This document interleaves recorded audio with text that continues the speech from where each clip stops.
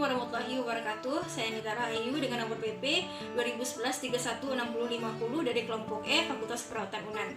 Baiklah, hari ini saya akan melakukan tindakan pemeriksaan fisik pada anak yang bertujuan untuk melihat kelainan ataupun adanya gangguan kesehatan pada anak. Untuk itu, selamat menyaksikan. Baiklah, alat-alat yang digunakan yaitu ada handscoon bersih, kemudian bengkok. Kemudian di dalam bak instrumen ini ada tong spatel, kemudian ada garpu tala dan juga pen light. Ada tisu di sini, kemudian ada hand scrub. Sini ada dua bahan yang akan digunakan untuk mengidentifikasi bau-bauan, ada kopi dan juga teh, stetoskop, kemudian ada termometer, alat untuk mengukur, dan juga smell chart. Sebelum kita melakukan pemeriksaan fisik pada anak, terlebih dahulu kita cuci tangan dan juga pakai handscoon.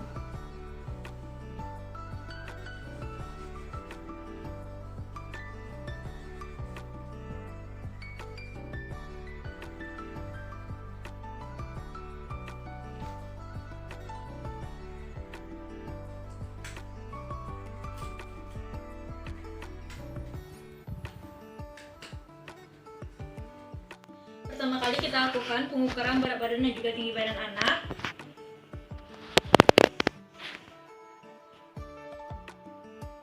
Kita ukur berat badannya, kemudian tinggi badan anak.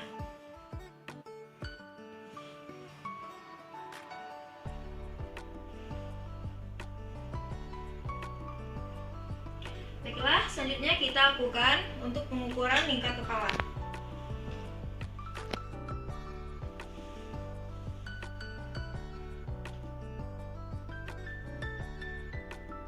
Didapatkan yaitu 50 cm. Kita lanjut ke pengukuran lingkar dada. Terlebih dahulu kita buka pakaian atasnya atau bagian baju.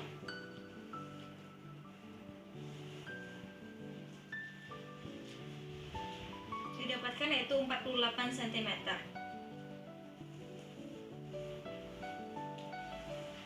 Nah, untuk pengukuran dari lingkar lengan atasnya, kita lakukan dulu pengukuran dari bahu sampai ke siku, kemudian kita ambil bagian pertengahannya.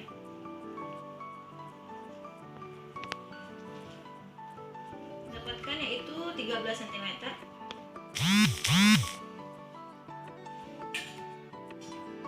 Kita lanjut ke pengukuran tanda-tanda vital. Yang pertama kali yaitu pengukuran suhu.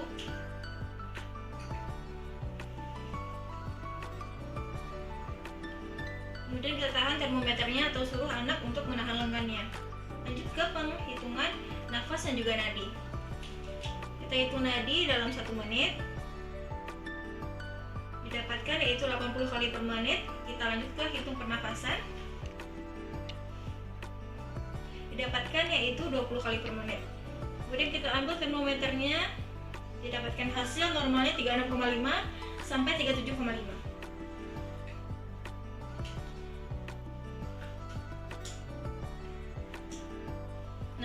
Baru kita beralih untuk pemeriksaan head to toe. Yang pertama yaitu bagian kepala. Kita lihat dulu bagian kepala simetris atau tidaknya. Kita lihat juga bagian rambut ya, apakah bersih, kemudian distribusinya, warnanya. Kemudian baru kita lakukan palpasi. Bagian atas, bagian belakang, bagian samping kita raba apakah ada pembekakan. Kita lihat juga apakah ada lesi. Kemudian pada saat kita melakukan perabahan apakah anak merasa nyeri atau tidak. Nah, kemudian kita beralih ke wajah. Nah, kita lihat ekspresi anak, apakah anak dalam keadaan meringis, nyeri, ataupun menahan rasa sakit, ataupun dalam keadaan gelisah. Kemudian kita lihat pada bagian mata, apakah simetris antara kanan dan juga kiri. Kemudian lihat apakah sekitar mata ada perdarahan, ada infeksi, lesi. Baru kita lihat di konjuktivanya, animis atau tidak, skleranya, ikterik atau tidak. Kemudian lihat refleks anak apakah bisa mengedip atau tidak. Lanjut untuk pemeriksaan refleks dari pupilnya.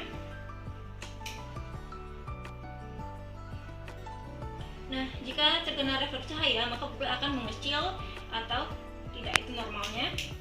Kemudian kita lanjutkan untuk pengukuran atau pemeriksaan dari saraf oculomotoris, di mana benda kita taruh di bagian pertengahan antara kedua mata, kemudian kita arahkan ke kanan dan ke kiri, suruh anak mengikuti tanpa menoleh. Lihat pergerakan dari bola matanya apakah simetris atau tidak. Kemudian lanjut ke pemeriksaan saraf trigeminus. Suruh anak melihat ke bawah, kemudian kita perhatikan kelopak matanya apakah saat menoleh atau melihat ke bawah simetris atau tidak. Pergerakan bola matanya juga harus kita perhatikan simetris atau tidaknya. Kemudian untuk yang bagian abdusen, nah abdusen ini suruh anak menoleh ke kiri atau ke kanan. Sekarang kita suruh anak menoleh ke kiri. Kita lihat saat anak menoleh tanpa memiringkan atau menolehkan kepalanya ke samping, kita lihat apakah pergerakan dari bola mata itu simetris, apakah ada tidaknya nistagmus.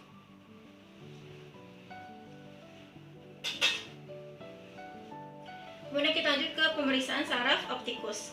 Nah, di optikus ini kita suruh anak duduk terlebih dahulu. Nah, dari snapshot yang sudah kita sediakan, suruh anak mengidentifikasi huruf-huruf yang sudah ada di dalam snapshot ini dari huruf besar ke kecil. Jika anak mampu mengidentifikasi, maka anak tidak ada masalah pada saraf optikus. Dan juga kita nilai dari ketajaman penglihatannya.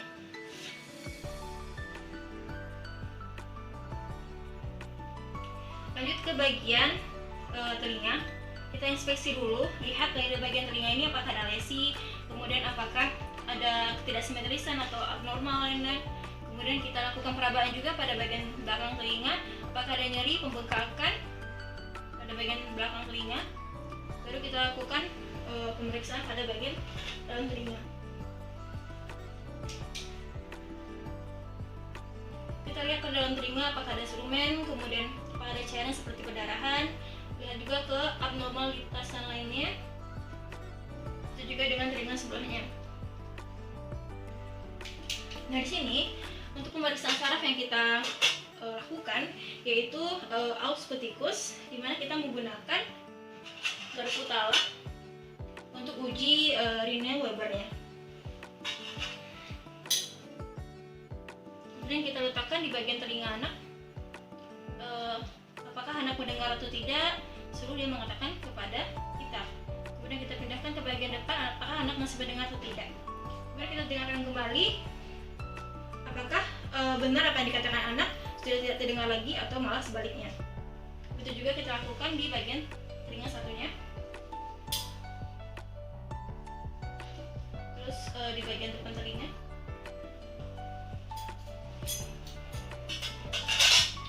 Kemudian kita beralih ke bagian hidung.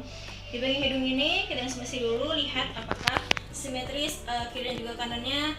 Kemudian kita palpasi juga apakah ada nyeri tekan saat kita raba. Pada bagian dalam hidung kita perhatikan apakah ada polip, kemudian sekret, deviasi juga, dan juga kita lihat apakah ada yang abnormal lainnya. Nah, kemudian kita bisa lakukan pemeriksaan saraf, yaitu olfaktorius, dengan menyuruh anak untuk mengidentifikasi bauan yang sudah kita sediakan. Pertama, suruh anak duduk terlebih dahulu. Bisa juga dilakukan dengan cara berbaring. Suruh anak mengidentifikasi bauan yang kita berikan. Bauan yang berikutnya. Nah, jika anak mampu mengidentifikasi, berarti anak tidak ada masalah pada saraf olfaktorius. Nah, kemudian kita lanjut pada bagian mulut. Nah, di bagian mulut ini kita lihat bagaimana mukosa bibir anak, apakah lembut atau tidak, bibirnya itu warnanya pucat atau tidak. Kemudian kita lihat juga apakah ada lesi sekitaran dari mulut. Kita lanjutkan dengan pemeriksaan pada dalam mulut anak menggunakan tong spatel. Kita lihat pada dalam mulut anak apakah adanya lesi, kemudian apakah adanya karies pada gigi, peradangan tonsil ataupun kebersihan dari lidahnya, simetris atau tidaknya lidah. Kita lihat. Nah, kemudian kita bisa lanjutkan dengan pemeriksaan saraf, yaitu glossopharyngeal, di mana glossopharyngeal ini kita masukkan tong spatel ke dalam mulut anak. Nah, ini berguna untuk stimulus agar bisa memancing untuk refleks muntah anak apakah ada atau tidak. Kemudian kita lanjut ke pemeriksaan refleks dari vagus. Suruh anak menelan. Nah, kita perhatikan apakah anak ada refleks menelan atau tidak. Kemudian kita bisa dengar dari pengontrolan suara anak apakah baik atau tidak. Nah, kemudian lanjut ke pemeriksaan saraf dari hipoglosus. Nah, di hipoglosus ini suruh anak membuka mulut, kemudian menjulurkan lidah. Nah, suruh anak menggerak-gerakkan lidah ke kanan dan juga ke kiri. Lihat apakah ada deviasi atau tahanan. Kemudian kita lanjut ke pemeriksaan saraf fasialis. Di saraf fasialis ini kita suruh anak itu tersenyum. Nah, kita lihat pada saat anak tersenyum, ekspresi wajah anak itu apakah simetris antara kanan dan juga kiri. Nah, jika simetris berarti tidak ada masalah. Kemudian untuk pemeriksaan saraf selanjutnya ada itu trigeminus. Nah, di trigeminus ini kita lihat atau kita suruh anak untuk mengatupkan rahang, kemudian membuka rahang selebar-lebarnya. Kemudian kita lihat juga bagian kiri dan juga kanan dari sisi wajah anak apakah simetris atau tidak. Nah, baru kita lanjut ke bagian leher. Nah, di leher ini kita lihat dulu apakah ada pembengkakan, apakah simetris atau tidaknya, apakah ada lesi. Kemudian baru kita palpasi apakah di sini adanya pembengkakan ataupun nyeri tekan pada leher. Nah, lanjut ke bagian dada. Nah, di bagian dada ini kita lakukan pertama kali yaitu pemeriksaan jantung. Kita inspeksi dulu, lihat pada bagian jantung atau bagian dada apakah ada pembesaran, apakah simetris atau tidaknya. Kemudian di bagian dadanya apakah ada lesi atau tidak. Kemudian dari payudara kita perhatikan juga normal atau tidak. Nah, baru kita lakukan palpasi. Nah, di sini kita bisa merasakan apakah adanya pembesaran seperti kardiomegali, besaran jantung ya. Dan juga apakah ada pembekakan, apakah ada nyeri tekan dan ke abnormalitas lainnya. Lanjut kita ke perkusi. Kita lakukan perkusi.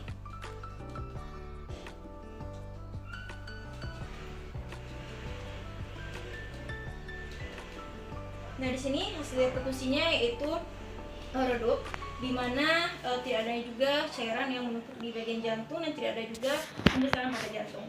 Nah, kita lanjut ke bagian auskultasi.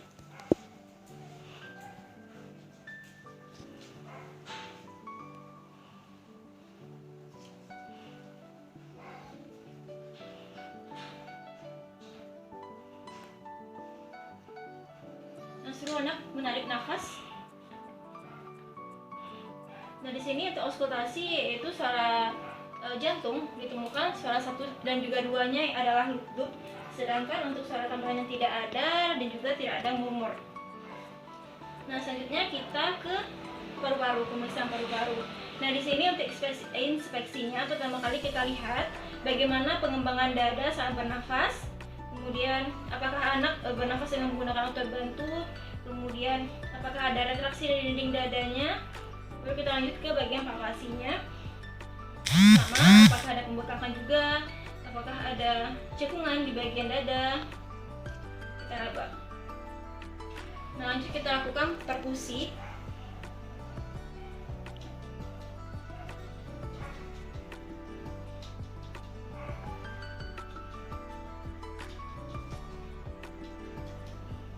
Nah, sini untuk perkusi kita dapatkan hasil normal dari suara nafasnya itu adalah sonor. Selanjutnya yaitu bagian auskultasi.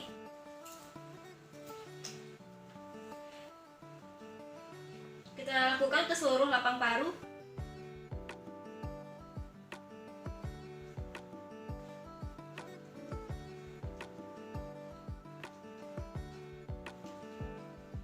Untuk hasil yang didapatkan yaitu vesikular untuk normalnya. Baru kita beralih ke bagian abdomen. Nah, di abdomen ini kita lihat apakah simetris antara kanan dan juga kiri, apakah ada distensi, apakah ada lesi ataupun kemerahan. Baru kita lanjut ke bagian auskultasi.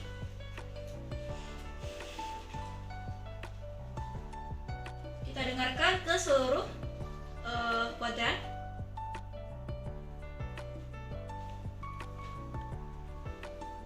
Nah, untuk bising usus kita dapatkan normalnya adalah 5-35 kali per menit.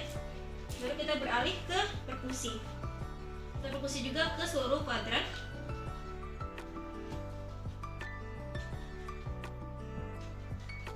Nah, di sini untuk perkusi dapatkan hasil timpani untuk normalnya. Baru selanjutnya yaitu palpasi. Kita raba. Apakah ada distensi, kemudian pembengkakan, apakah ada massa yang teraba. Kemudian kita raba juga di bagian kiri, itu teraba adanya limfa. Dan juga kanan kita lakukan perabaan juga, teraba hepar. Nah, setelah itu kita lanjut ke bagian genitalia. Nah, di bagian genitalia ini jika anak berkenan baru kita lakukan pemeriksaan, dan jika tidak bisa kita lanjut ke bagian ekstremitas. Nah, di sini jika anak berkenan kita bisa lakukan pemeriksaan pada genitalia ini. Kita lihat dari, jika untuk genitalia perempuan, kita lihat apakah adanya infeksi seperti kemerahan, penonjolan dari klitoris, ataupun adanya keabnormalan seperti pembengkakan ataupun adanya massa, dan juga cairan yang keluar pada bagian genitalia. Kemudian baru kita lanjut ke bagian ekstremitas atas dan juga bawah. Kita suruh anak duduk terlebih dahulu. Nah, di sini untuk ekstremitas atas kita periksa dulu, lihat juga kesimetrisan antara kanan dan juga kiri. Dan kita lihat di bagian kulit pada tangan anak, yaitu apakah adanya lesi, buang, apakah ada pedeki. Kemudian kita periksa juga tubuh kulitnya bagaimana. Normal. Untuk CRT-nya juga kita periksa, yaitu kurang dari 2 detik. Dan kita lihat juga pada bagian kukunya apakah ada sinusis ataupun kambing pinjar. Dan pada ekstremitas atas ini kita bisa lakukan pemeriksaan saraf yang namanya aksesorius, yaitu pada bahu. Kita beri tahanan pada bagian bahu dan kita nilai apakah anak bisa menahan tahanan tersebut atau tidak. Kemudian kita bisa lanjut ke bagian ekstremitas bawah. Kita lihat juga kesimetrisan kanan dan juga kirinya, bagian kulit juga apakah ada buang-buang, lesi, kemerahan, ataupun tanda-tanda seperti peteki bisa kita lihat. Dan untuk bagian kuku bisa kita perhatikan juga apakah ada sinusis, clubbing finger, artinya juga kita periksa. Kurang dari 2 detik terbuka kulitnya dalam keadaan baik. Baiklah, sekian dari pemeriksaan fisik yang saya lakukan. Baiklah, saya sudah selesai melakukan tindakan pemeriksaan fisik pada anak. Saya mohon maaf jika ada kurang, dan semoga bermanfaat bagi kita semua. Saya sudahi. Wassalamualaikum warahmatullahi wabarakatuh.